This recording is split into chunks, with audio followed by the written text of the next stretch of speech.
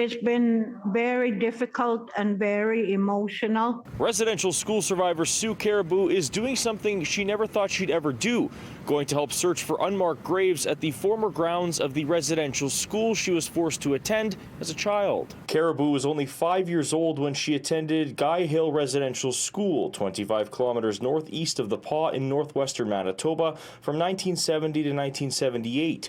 45 years later, now a 57-year-old woman, she is now going back. I'm having a very difficult time facing where I was abused. Guy Hill opened in the late 1950s and was a Catholic-run school. Caribou is not only in the Paw this week helping out with the search to locate unmarked graves, but she's also there to continue her healing journey and move forward. I'm stuck in a residential school life.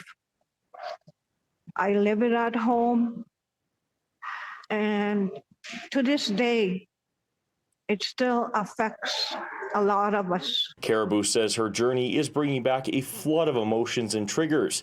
Catherine Strongwind, the director of the 60 Scoop Legacy of Canada, says it's really powerful and courageous for Caribou and other residential school survivors to visit the schools where they were abused as children. This could, either make or break somebody, really. I think that you could really fall into some of the old patterns that you've worked so hard to break over the years and reset your family life. Strongwind says more supports like healing support programs are needed to help out survivors of residential schools, the 60 Scoop, and their families. We need to listen to survivors and hear what they're saying and acknowledge that this happened. There's still many deniers in Manitoba who just refuse to believe that this happened in a residential school. Caribou is making this journey with other residential school survivors who all carry the trauma of their past. Being abused emotionally, mentally, spiritually, sexual, and the list goes on. And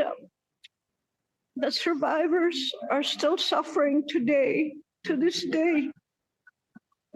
It's a hard thing to face. In Winnipeg, Alex Karpa, City News.